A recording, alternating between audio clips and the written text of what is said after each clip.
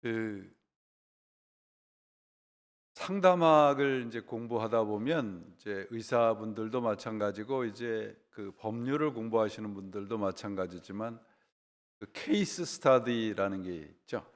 그 제가 공부하면서 그 본 글 가운데 이제 하나의 케이스 스터디에 대한 이야기인데요. 아, 그 한 고약한 시어머니를 모시고 사는 며느리가 있었다 그래요. 그 시어머니 얘기가 나오면 이제 며느리들은 굉장히 그 불안해하면서도 좀 이렇게 통쾌하게 생각하는 그런 것들이 좀 있으신 것 같아요. 그 근데 이 시어머니는 아주 정말 그 며느리를 굉장히 괴롭히면서 그런 생활을 하게 했던 것 같아요. 그래서 이 며느리가 내 편이 누굴까 그렇게 이제 생각을 하면서 어느 날 남편에게 슬쩍 물었답니다. 어머니와 내가 물에 빠지면 누구를 먼저 건질 거냐? 뭐라고 대답하시겠어요? 근데 이 남편은 좀 눈치가 없었던 것 같습니다. 예, 또 효자인 것 같았어요. 어머니를 내가 먼저 구조해야지 그렇게 얘기를 했대요. 그 얘기를 듣고 이제 부인이 단단히 시험에 빠진 겁니다. 가뜩이나 시어머니 때문에 힘든데 남편도 이제 내 편이 아니구나. 그래서 고민을 하다가 그 우울증이 생겨서 이제 정신과 의사를 만나서 상담을 했습니다. 제가 살아보니 남편도 믿을 만한 사람이 못 되더라고요. 그래서 그 자신이 경험한 얘기를 다 했습니다. 그랬더니 의사분이 이렇게 조언을 해줬어요. 부인, 남편이 누구를 먼저 구조하실 건가 그런 것에서 신경을 끊고 수영을 배워보시는 것이 어떻겠습니까? 그렇게 조언을 했다 그래요. 우리가 그 환경 탓을 하면 답이 없습니다. 그죠? 어, 시편 125편은 우리가 내가 처한 환경을 탓하고 살아갈 것인가, 내가 느끼고 내가 경험한 내 감정이나 느낌을 믿고 살아갈 것인가, 아니면 하나님 안에서 살아갈 것인가를 우리들에게 묻고 있습니다. 우리가 불안하지 않고 든든하게 살아갈 수 있는 것은 내가 갖고 있는 것에 대한 믿음도 아닐 것이고 나 자신에 대한 확신 때문도 아니고 우리를 향한 하나님의 확실한 약속 때문이죠. 오늘 본문의 1절에 보시면 여호와를 의지하는 자는 시온산이 흔들리지 아니함 같이 영원히 영원히 있다. 예루살렘은 뭐 군사적으로 지정학적으로 상당히 많은 것을 연구한 끝에 그 외세의 침략으로부터 보호하기 위해서 그 난공불락의 그런 위치에다가 만들어 놓은 그런 성이라고 하죠. 그래서 여기 시온산이라는 것은 이제 예루살렘 성을 얘기를 하는데 여호와를 의지하는 자는 시온산이 흔들리지 아니함 같이 영원히 있도다. 그런 말씀을 하고 있습니다. 이 흔들거린다는 말은 비틀거린다는 뜻이거든요. 거기 이제 5절에 보시면 자기의 굽은 길로 치우치는 자들 이렇게 우리말 성경에 그렇게 번역을 했는데 거기에도 똑같이 흔들린다는 같은 단어를 사용하고 있습니다. 비틀거린다라는 뜻인데요. 이게 불안한 상태를 가리키는 말인데 이 비틀거린다라고 하는 이 단어가 하나님과의 관계 속에서 이 상태를 나타내는 단어입니다. 그러니까 하나님 안에 있을 때는 우리가 견고하게 서 있는데 하나님 바깥에 있을 때 하나님이 내 안에 있음을 우리 스스로 느끼지 못할 때 우리가 비틀거린다라고 하는 거예요. 같은 시편에도 62편에 보면 하나님을 믿지 못하는 사람의 모습을 넘어지는 담, 흔들리는 울타리 이런 것으로 표현을 하는 것을 볼 수 있습니다. 그러니까 우리가 누군가가 우리를 붙들어 주지 않으면 우리가 하나님과의 관계에서 약속된 그런 믿음으로 살아갈 수 없어요. 여러분들이 오해하지 않고 들으셨으면 좋겠는데요. 우리가 기독교의 신앙은 나의 진심이나 나의 열심과는 상관이 없습니다. 여러분 한번 생각을 해보세요. 여러분들, 우리의 기독교인들, 그리스도인들의 진심과 열심과 비교를 해서 무당을 찾는 사람들의 진심과 열심과 비교를 해보세요. 어떤 사람들이 더 진심이고 어떤 사람들이 더 열심일까요? 무당을 찾아가서 구들하는 사람들의 진심을 보시면 우리가 생각하는 것보다 상상 이상이거든요. 왜 그런가 그러면 그들은 신을 믿는 것, 의지하는 것이 아니라 나 자신의 진심을 믿기 때문에 그래요. 거기에 이제 고등 종교와 하등 종교가 갈라지는 구별점이 됩니다. 하나님 앞에 내가 진심과 열심으로 다가가지 말라는 말씀이 아니라 우리의 신앙의 99.9%는 하나님을 믿고 의지하는 것에 있지 내 진심에 달려 있지 않습니다. 우리가 자꾸 삶이 흔들리는 이유는 뭐냐 그러면 자꾸 내 느낌이나 감정에 따라서 하나님을 믿기 때문에 그래요. 열심히 내가 정말 하나님과의 관계가 가깝다고 생각을 할 때는 하나님이 내 편인 것 같은데 삶이 좀 힘들어지고 어려워지고 그러면 내 감정이나 느끼는 것에 따라서 하나님을 판단한단 말이죠. 맞닥뜨린 상황을 놓고 보면 우리가 우리의 믿음의 정도를 알 수 있습니다.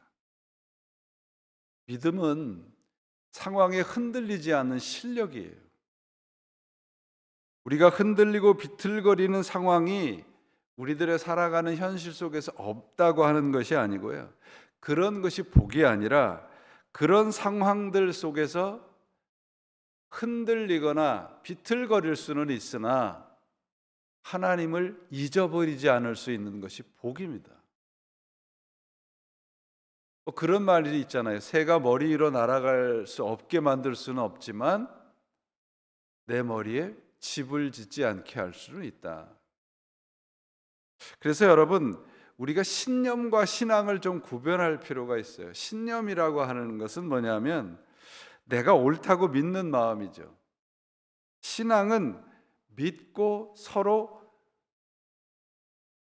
기대어서 견디는 거예요. 신앙이라고 하는 한자어 앙이라고 하는 단어가 보시면 한 사람 앞에 무릎을 꿇고 서로 기대 있는 모습이거든요. 그래서 신념이라고 할 때 그 염자 안에는 뭐가 있냐면 마음 심자가 있어요.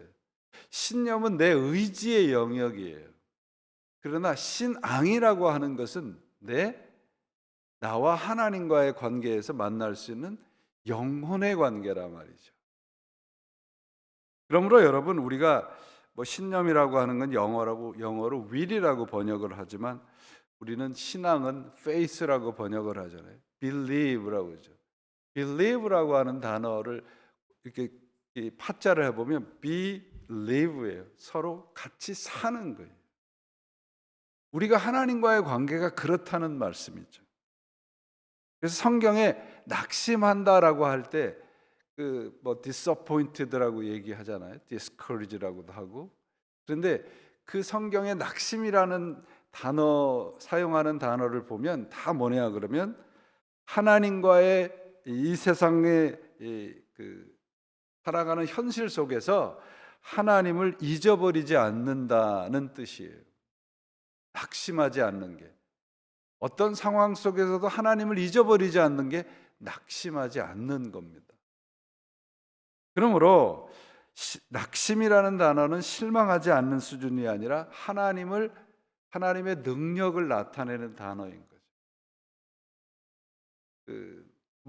꽤 오래전이기도 하지만 굉장한 아픔 속에서 인생 속에 그분의 육체적으로 굉장히 병마 속에서 살아가다가 돌아가신 영문학자인 장영 교수가 있었는데 그분이 그런 얘기를 해요. 하나님은 일어서는 법을 가르치기 위해서 넘어뜨린다. 그러니까 우리가 정말 내 힘으로 어쩔 수 없는 상황을 맞이했을 때 나는 내 힘으로 일어날 수 없다는 것을 깨달으면 하나님이 우리를 잡아 일으키신다고요. 그게 하나님 안에 있는 보호예요. 상황이 내 삶의 정황이나 이런 것들이 아무런 어려움도 없고 다 정말 모든 것이 다 좋은 일만 일어나는 것, 그런 것도 물론 복이겠지요. 근데 그런 사람이 어디 있겠습니까? 그러므로 우리가 내 삶의 그 security, 안전과 보호는 내가 하나님에 대해서 어떻게 느끼느냐에 달려 있지 않아요. 내가 아무리 믿습니다 그러고 하나님 나는 안전합니다, 보호를 받습니다라고 느껴도 하나님과의 관계가 올바르지 않으면 그건 그저 내 느낌일 뿐이라고요. 그러므로 우리가 신앙을 하나님을 믿는 그 과정 속에서 느낌이나 감정을 의지하지 않고 하나님을 믿는 법, 하나님을 잊지 않는 법을 훈련해야 됩니다. 비행기 많이 타보셨죠, 여러분? 비행기가 이렇게 착륙할 때 좀 덜컹거리는 정도가 좀 심하거나 아니면 반대로 아주 가사뿐히 착륙하는 거, 어느 것이 더 안전할 것 같습니까? 비행기 조종사들이 얘기가 좀 덜컹거릴 때가 안전하답니다. 근데 우리는 느낌상 어때요? 사뿐히 앉으면 참 비행 조종 잘한다 그렇게 생각을 하고, 그러니까 우리의 느낌과 상황이 다른 거예요.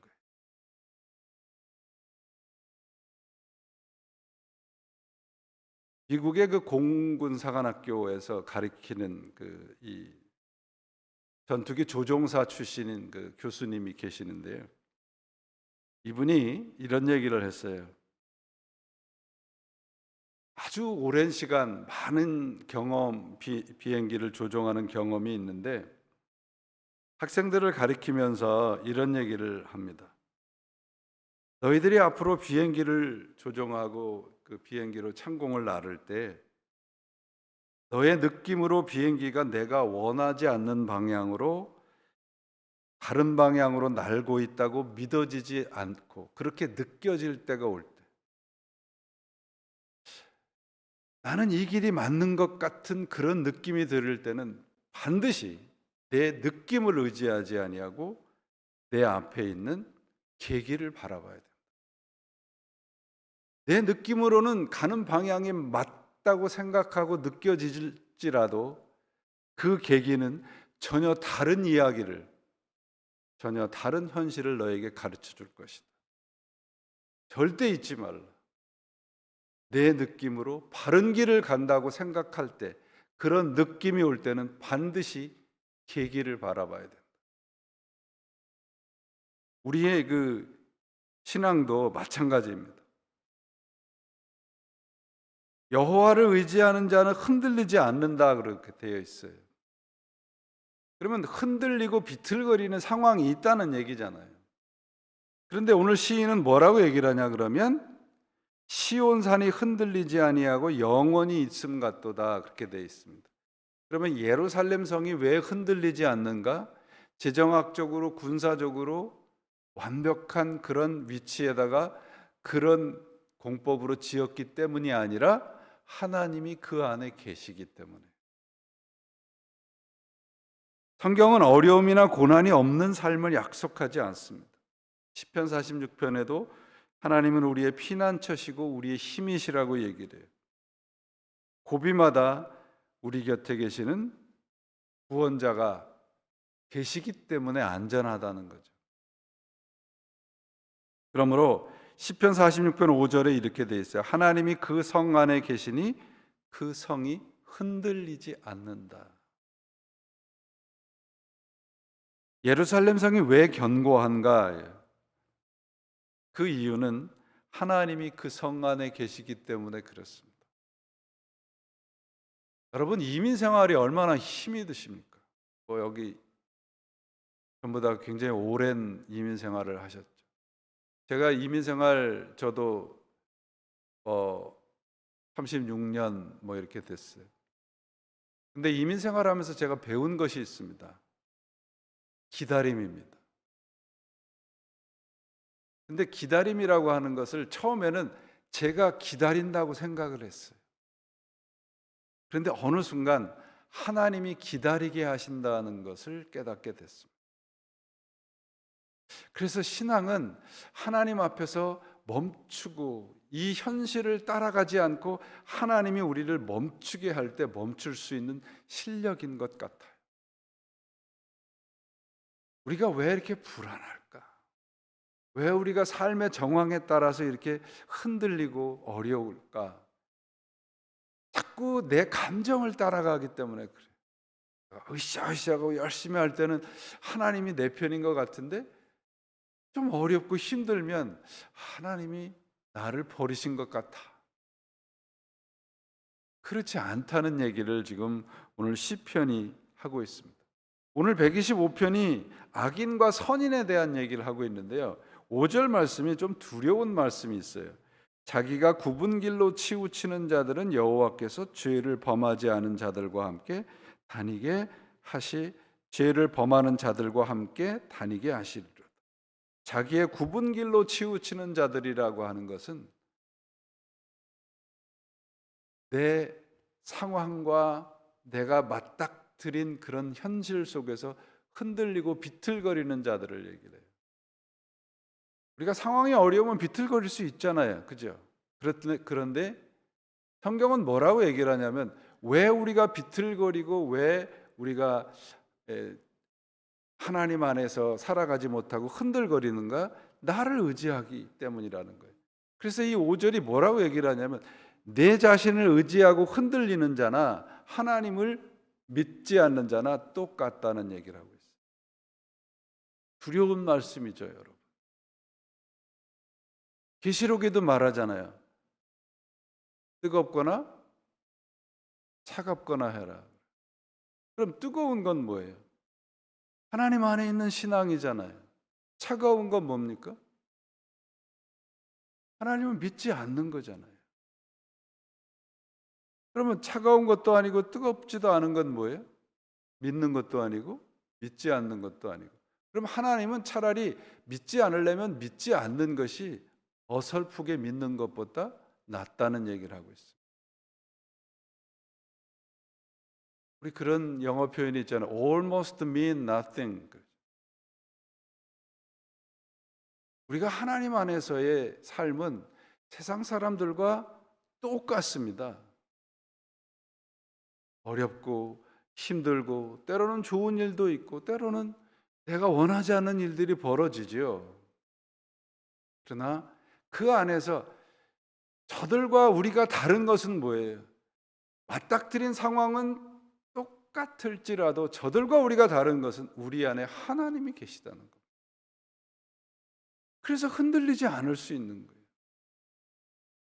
어려운 일을 당하고 힘든 일을 당하고 때로는 뭐 물질 때문에 때로는 건강 때문에 때로는 사람들 때문에 우리가 얼마나 많은 일들을 겪습니까? 그러나 하나님이 우리 안에 계시다라고 하는 것은 우리가 겪는 상황은 각기 다를지라도 그 상황만은 동일합니다. 변하지 않습니다. 그런 믿음 안에서 살아가는 것이 우리들에게 주시는 하나님의 약속입니다. 악인은 뭔가 내 느낌이나 내 생각을 따라가는 겁니다. 하나님 안에 있는 사람은 오늘 3절에 보시면 악인의 규가 의인들의 땅에서는 그 권세를 누리지 못하게 한다. 이 규라고 하는 것은 이 왕의 손에 들려진 그런 이런 그 뭐 채와 같은 건데 그것은 권세를 뜻하는 겁니다. 여러분 이제 좀 이렇게 힘들고 어려우실 때, 좀 아무도 내 편이 아니실 때, 그 시편 37편하고 시편 73편, 37을 거꾸로 하면 73이잖아요. 그를 댁에서 혼자 앉으셔가지고 소리 내서 좀 몇 번 읽어보세요. 37편하고 73편은 똑같아요. 왜 하나님을 믿지 않는 사람들도 저렇게 떵떵거리고 잘 삽니까? 나는 하나님을 이렇게 잘 믿는데 어려움을 당하고. 그 표현들이 재밌어요. 하나님을 믿지도 않는데 죽을 때 보니까 얼굴에 기름기가 자르르 하고 하나도 아픈 것 같지 않습니다. 73편에 그런 표현이 있어요. 근데 뭐라고 얘기를 하냐면, 내가 하나님의 전 안에 들어갈 때 깨달았습니다. 저들의 마지막은 그저 아무것도 아닌 것뿐입니다. 그래서 여러분, 우리가 하나님 안에 살아간다는 것, 그 사도 요한의 표현이 참 저는 좋습니다. 사랑 안에는 두려움이 없습니다. 요한일서에 그러잖아요. 사랑 안에는 두려움이 없습니다. 그러니까 하나님 안에 있는 사람은, 하나님이 사랑하는 자 안에는 두려움이라고 하는 것이 없다는 거예요. 내가 만드는 것뿐이죠, 두려움이라는. 그래서 예레미야서에 뭐라고 되어 있습니까? 예레미야가 그렇게 얼마나 어려움을 당해요. 그러니까 오죽했으면 예레미야서가 있고 예레미야 애가가 있잖아요. 예레미야 애가에서 예레미야가 너무 힘들고 어려워요. 그럴 때 하나님이 예레미야에게 주는 말씀이에요. 하나님의 본심은 너로 하여금 어렵게 하는 게 아니다. 하나님의 본심이 뭘까요? 우리와 함께 모든 것을 경험하시는 거예요.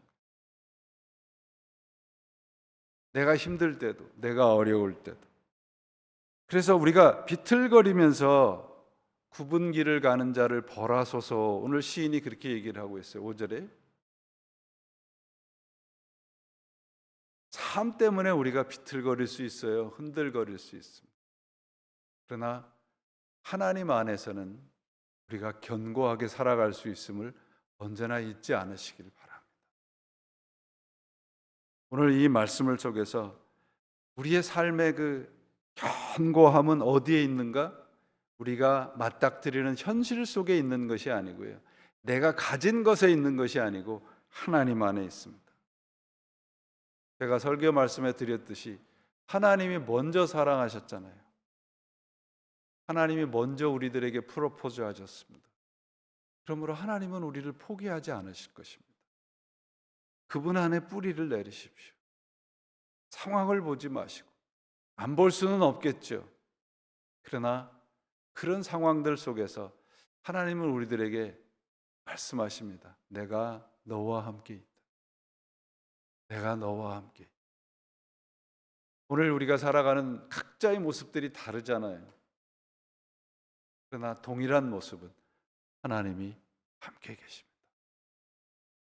우리 미국 교회 교인들 샬롬이라는 얘기를 많이 하죠. Peace be with you 그러면 뭐라 그래요? Always. God is good 그러면 all the time 그래요. 그렇습니다. 하나님은 우리의 피난처 되시고 우리의 반석이 되시고 우리를 오늘 표현의 125편의 표현대로 두르고 계십니다. 여러분의 상황이 어떠한지 저는 잘 모르지만 저는 한 가지 확신합니다. 하나님이 우리와 함께 계십니다. 그것이 우리의 삶의 든든함이고 우리의 삶의 견고함의 근거입니다. 오늘 125편 말씀, 성경 전체가 약속하는 것이 내가 너와 함께 있습니다. 그 말씀을 꼭 붙잡으시고 오늘도 그 안에서 뿌리를 내리셔서 언제나 어디서나 우리와 함께 계시는 하나님의 사랑을 경험하시는 그 사랑으로 세상 가운데서 승리하시는 여러분들이 되시길 예수님의 이름으로 축원을 드립니다. 기도하시겠습니다. 하나님, 때로는 하나님이 우리를 잊어버린 것 같은 수많은 상황들, 때로는 하나님이 나와 계시지 않는 것 같은 그러한 영적인 외로움들이 우리를 불안하게 합니다. 그럴 때마다 하나님 우리를 꼭 붙잡아 주시고, 그럴 때마다 하나님 잊지 않게 도와주시옵소서. 그럴 때마다 더 기도하게 하시고 주의 말씀 꼭 붙잡게 하셔서 언제나 어디서나 하나님과 함께 살아가는 복을 누리게 역사해 주옵소서. 오늘도 말씀을 꼭 붙잡고 우리 각자의 골방으로 들어가 기도합니다. 하나님 찾아와 주시옵소서. 교회적으로 드리는 골방의 기도들, 가정적으로 드리는 골방의 기도들, 개인적으로 드리는 기도들 기억하시고 그 기도들 속에서 하나님이 내 편임을 오늘도 확인하고 돌아가는 우리의 기도의 자리가 되게 역사해 주옵소서. 하나님, 오늘도 하나님의 말씀을 받고 살아가는 우리의 현실 속에서 함께 하셔서 하나님이 언제나 우리의 삶을 인도하고 계심을 늘 잊지 않아서 늘 감사와 평안이 넘치는 우리의 삶이 되도록 역사해 주시옵소서. 우리 구주 예수 그리스도의 이름으로 간절히 기도합니다. 아멘.